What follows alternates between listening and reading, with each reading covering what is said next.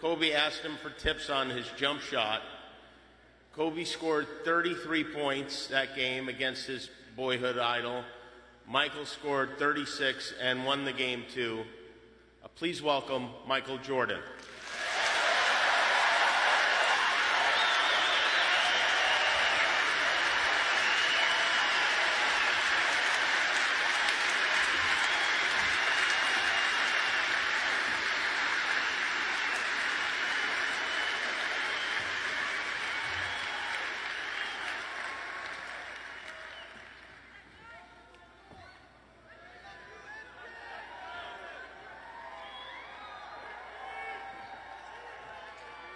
I would say good morning, but it's afternoon.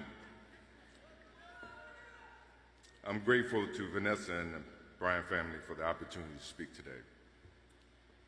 I'm grateful to be here to honor Gigi and celebrate the gift that Kobe gave us all. What he accomplished as a basketball player, as a businessman, and a storyteller, and as a father. In the game of basketball, in life, as a parent, Kobe left nothing in the tank. He left it all on the floor.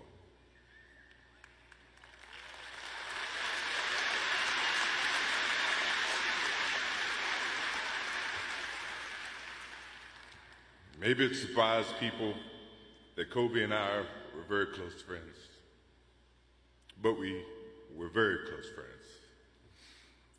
Kobe was my dear friend. He was like a little brother.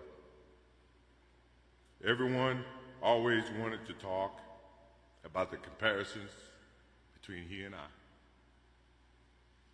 I just wanted to talk about Kobe.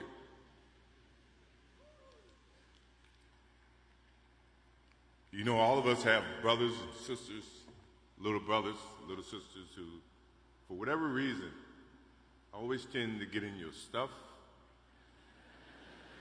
your closet, your shoes, everything.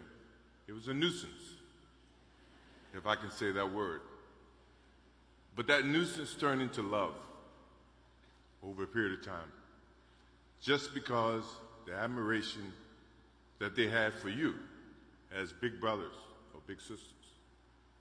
The questions, the wanting to know every little detail about life that they were about to embark on.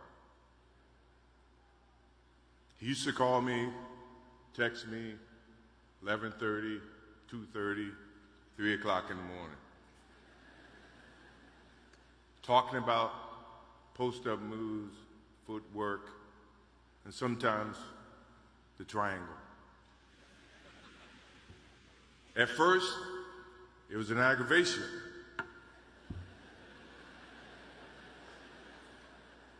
But then it turned into a certain passion. This kid had passion like you would never know. And it's an amazing thing about passion. If you love something, if you have a strong passion for something, you would go to the extreme to try to understand or try to get it. Either ice cream, Cokes, hamburgers, whatever you have a love for. If you have to walk, you would go get it. If you have to beg someone, you would go get it. What Kobe Bryant was to me was the inspiration that someone truly cared about the way I played the game or the way that he wanted to play the game. He wanted to be the best basketball player that he could be. And as I got to know him, I wanted to be the best big brother that I could be.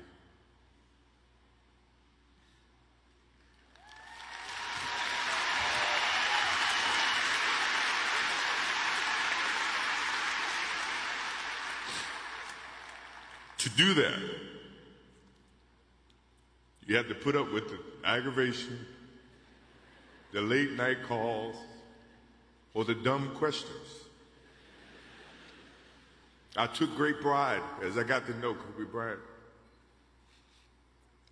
that he was just trying to be a better person, a better basketball player.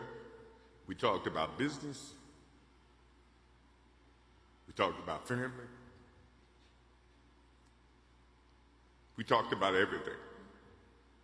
And he was just trying to be a better person.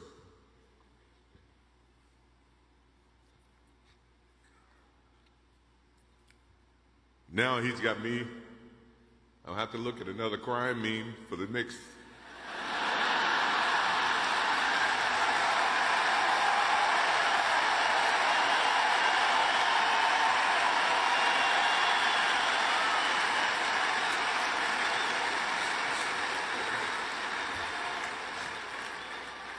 I told my wife I wasn't going to do this because I didn't want to see that for the next 3 or 4 years. That is what Kobe Bryant does to me. I'm pretty sure Vanessa and his friends all can say the same thing. He knows how to get to you in a way that affects you personally, even though if he's being a pain in the ass. But you ever have a sense of love for him in the way that he can bring out the best in you. And he did that for me. I remember maybe a couple of months ago, he sends me a text. And he's saying, I'm trying to teach my daughter some moves. And I don't know what I was thinking or what I was working on. But what were you thinking about when you were as you were growing up, trying to work on your moves? I said, what age? He says, 12. I said, at 12, I was trying to play baseball. He sends me a text back saying, laughing my ass off. And this is at 2 o'clock in the morning. But the thing about him was we could talk about anything that related to basketball, but we can talk about anything that related to life. And we, as we grow up in life, rarely have friends that we can have conversations like that. Well, it's even rare when you can grow up against adversaries and have conversations like that. I went and saw Phil Jackson in 1999 or maybe 2000. I don't know when Phil was here in LA. And I walk in and Kobe's sitting there. And the first thing, I'm in a suit. First thing Kobe said, did you bring your shoes?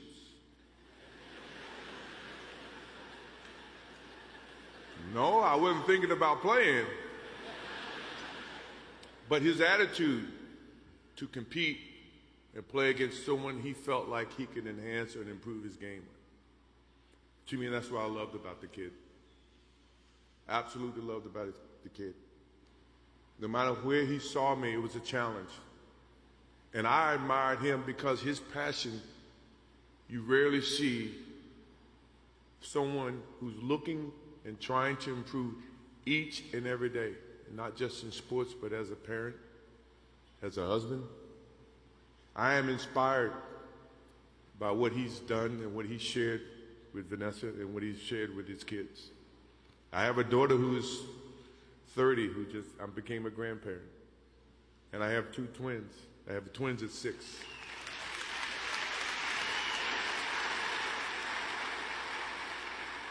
I can't wait to get home to become a girl dad and to hug them and to see the love and the smiles that they bring to us as parents. He taught me that just by looking at this tonight, looking at how he responded and reacted with the people that he actually loved. These are the things that we will continue to learn from Kobe Bryant. To Vanessa, Natalia, Bianca, Capri, my wife and I will keep you close in our hearts and our prayers. We will always be here for you, always. I also want to offer our condolences and support to all the families affected by this enormous tragedy. Kobe gave every last ounce of himself to whatever he was doing. After basketball, he showed a creative side to himself that I didn't think any of us knew he had. In retirement, he seemed so happy. He found new passions, and he continued to give back as a coach in his community. More importantly, he was an amazing dad, amazing husband, who dedicated himself to his family and who loved his daughters with all his heart. Kobe never left anything on the court. And I think that's what he would want for us to do. No one knows how much time we have. That's why we must live in the moment. We must enjoy the moment. We must reach and see and spend as much time as we can with our families and friends and the people that we absolutely love. To live in the moment means to enjoy each and every one that we come in contact with. When Kobe Bryant died, a piece of me died. And as I look in this arena and across the globe, a piece of you died, or else you wouldn't be here. Those are the memories that we have to live with and we learn from. I promise you, from this day forward, I will live with the memories of knowing that I had a little brother that I tried to help in every way I could. Please rest in peace, little brother.